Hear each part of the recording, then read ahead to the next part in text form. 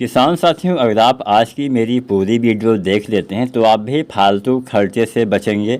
आप बिना ज़्यादा खर्चा किए भी धान की फसल में कल्ले बढ़ा सकते हैं। फालतू का खर्चा करने की आवश्यकता नहीं है। कल्ले बढ़ाने का बहुत ही आसान उपाय और सस्ता उपाय आज की वीडियो में हम आपके साथ शेयर करने वाले हैं। आज हम 4 ऐसे तरीके आपको बताएंगे अपनी फसल की कंडीशन के हिसाब से। इन तरीकों का आपको इस्तेमाल करना है, अपना भी सोच विचार करके इस्तेमाल करना है। और अगर आप इसका इस्तेमाल करते हैं तो निश्चित ही आप कम खर्चे में धान की फसल में ज़्यादा से ज़्यादा कल्ले, ज़्यादा से ज़्यादा फुटाव ले पाएंगे, पौधे की ग्रोथ को बढ़ा पाएंगे, पौधे में हरापन ला पाएंगे।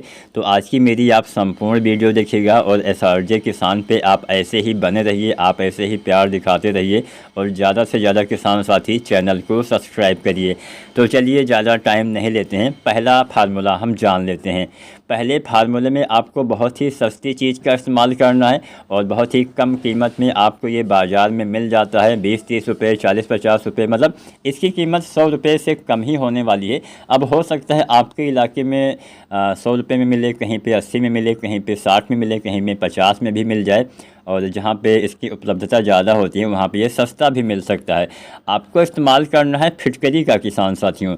फिटकरी का इस्तेमाल फ़ायदेमंद हो सकता है, लेकिन कुछ सावधानियां बरतनी होती हैं, कुछ बातों का ध्यान देना होता है। ऐसे ही नहीं हमने बोला फिटकरी डालिए और आपको डाल देना है। अपने मिट्टी की कंडीशन के हिसाब से इसका इस्तेमाल करना है। तो इसके बारे में थोड़ा बहुत जानते हैं, कौन से किसान साथी इसका इस्तेमाल कर सकते हैं और किन किसान साथियों को नहीं करना चाहिए, ये भी आपको बताएंगे। सबसे पहले इसके फ़ायदे के बारे में जानते हैं। फिटकरी में एल्युमिनियम, सल्फर और पोटेशियम होता है, 3 तत्व उपलब्ध होते हैं। एल्युमिनियम सल्फेट और पोटेशियम सल्फेट इसमें उपलब्ध होता है। इसके इस्तेमाल से क्या होता है कि मिट्टी का पीएच वैल्यू कम होता है, डाउन होता है। अब मिट्टी का पीएच वैल्यू डाउन करने से हमारा मतलब क्या है? जब मिट्टी का पीएच वैल्यू 7.5 से ज़्यादा होता है तो हमारे पौधे, ऐसे बहुत सारे तत्व होते हैं जो मिट्टी में उपलब्ध तो होते हैं लेकिन अघुलनशील हो जाते हैं, तो उनको अपने भोजन के रूप में ग्रहण नहीं कर पाता है, यानी उसकी उपलब्धता बहुत कम या ना के बराबर हो जाती है। तो ऐसी कंडीशन में अगर आप फिटकरी का इस्तेमाल करते हैं तो उसकी उपलब्धता दोबारा से हो पाती है। दोबारा से वो पौधे जो अघुलनशील हो गए थे वो आपके पौधे भोजन के रूप में ले पाएंगे, जिससे उसका ज़्यादा फ़ायदा मिलेगा। इसलिए आप देखेंगे कि फिटकरी डालने के बाद आपके पौधे में हरियाली आएगी, फिटकरी डालने के बाद पौधे की ग्रोथ में बढ़वार आएगी, पौधे में ज़्यादा अच्छे से कल्ले भी आ सकते हैं। लेकिन हाँ, ध्यान क्या रखना है कि अगर आपकी मिट्टी का पीएच 7.5 से ज़्यादा है तो ही आप फिटकरी का इस्तेमाल करें। अगर पीएच 7 से कम है तो इस्तेमाल ना करें, नहीं तो उल्टा नुकसान हो जाएगा। तो ये बात आपको हमेशा ध्यान में रखना है। पीएच वैल्यू आपको पता करना है। पीएच मीटर आता है, पीएच पेपर आते हैं चेक करने वाले, या मिट्टी की जांच करवा के भी आप पीएच वैल्यू का पता लगा सकते हैं। अब सवाल यह आता है कि अगर हमारा पीएच मान लीजिए 7, 7.5 से ज़्यादा है, 8 है, 8.5 है, तो ऐसी कंडीशन में हमें फिटकरी कितना डालना है? 1 किलो से लेकर 1.5 या अधिकतम 2 किलो तक फिटकरी आप डाल सकते हैं। जितना ज़्यादा पीएच मान लीजिए 7.5 से 7.25 तक है तो आप 1 किलो डाल दीजिए, 8 से 8.5 तक है तो आप 1.5 किलो डाल दीजिए। मतलब पीएच के हिसाब से आपको मात्रा चुननी है। अधिकतम 2 किलो आप डाल सकते हैं एक बार में।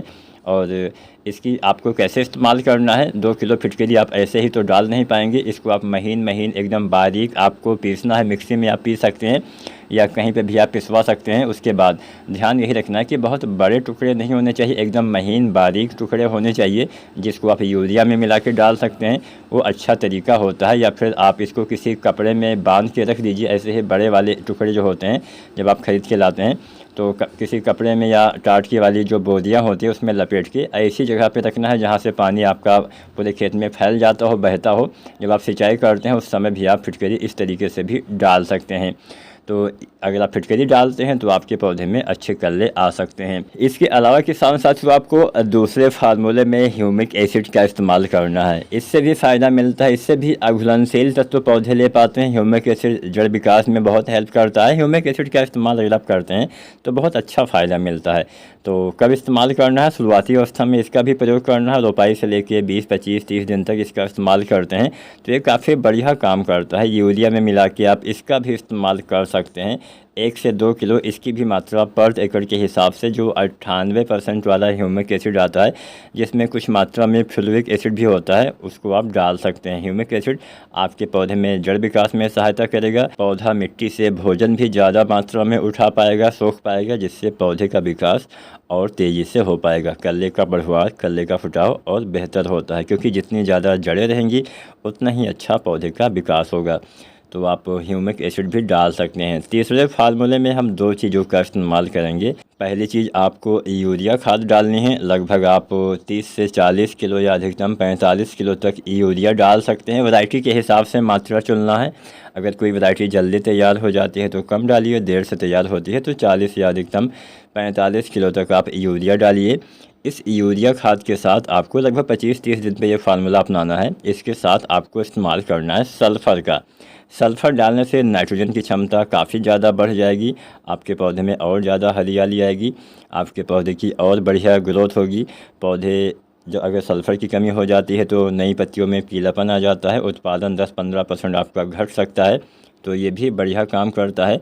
इसका भी इस्तेमाल आप चाहें तो कर सकते हैं। सल्फ़र आपको तभी डालना है जब आपने इससे पहले कभी भी सल्फ़र ना डाला हो, यानी रोपाई के समय अगर आपने सिंगल सुपर फास्फेट डाला हुआ है तो यहाँ पे सल्फ़र डालने की आवश्यकता नहीं है। जानते हैं चौथे फार्मूले के बारे में। चौथे फार्मूले में आपको क्या करना है, आपको फास्फोरस की कमी को पूरा करना है। कई बार खासकर इस साल हमारे यहाँ पे डीएपी की काफ़ी कमी हो गई थी। अब जब डीएपी की कमी हो गई थी तो हमें डीएपी मिला ही नहीं, तो हम फास्फोरस की पूर्ति कैसे करें। यूरिया डाल के तो हम नाइट्रोजन की पूर्ति कर सकते हैं, लेकिन फास्फोरस या तो हमें डीएपी डालना होता है या हमें एनपीके या एसएसपी डालना होता है, और इन खादों की इस समय काफ़ी ज़्यादा शॉर्टेज चल रही है। तो हालांकि अभी कुछ डील हुई है जहां से आपको जल्द से जल्द इसको देखने को मिल जाएगा। फ़िलहाल चाइना ने क्या किया कि हमारे जो मतलब फास्फेट आता था उसको रोक दिया था, तो फास्फोरस की उपलब्धता कम हो गई थी।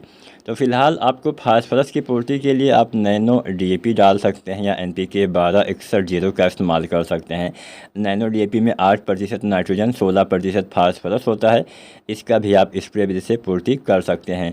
लगभग 2 ml से 4 ml पर लीटर पानी के हिसाब से आपको नैनो डीएपी का इस्तेमाल करना होता है, और इसके इस्तेमाल से भी आप फास्फोरस की पूर्ति कर पाएंगे।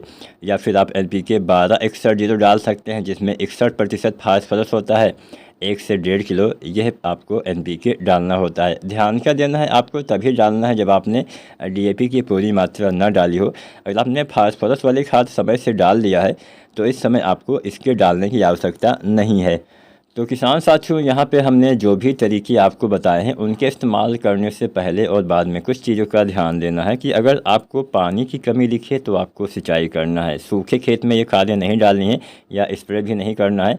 इसके अलावा किसान साथियों, अगर आप यूरिया डालते हैं, अगर आपकी हल्की मिट्टी वाला खेत है तो यूरिया सिंचाई करने के बाद डालने का प्रयास करिए। भारी मिट्टी में आप पहले भी डाल सकते हैं। तो छोटी छोटी बातों का ध्यान आप दे सकते हैं, जिससे आपके पौधे में अच्छे से विकास होगा, अच्छे कल्ले आएंगे, अच्छा फुटाव होगा और आपके पौधे में बढ़िया उत्पादन भी देखने को मिलेगा। तो आज की मेरी वीडियो आपको कैसी लगी आप कमेंट के माध्यम से बता सकते हैं। और एसआरजे किसान चैनल को अभी भी सब्सक्राइब नहीं किया है तो अभी आप ये चैनल सब्सक्राइब भी कर सकते हैं। वीडियो देखने के लिए धन्यवाद।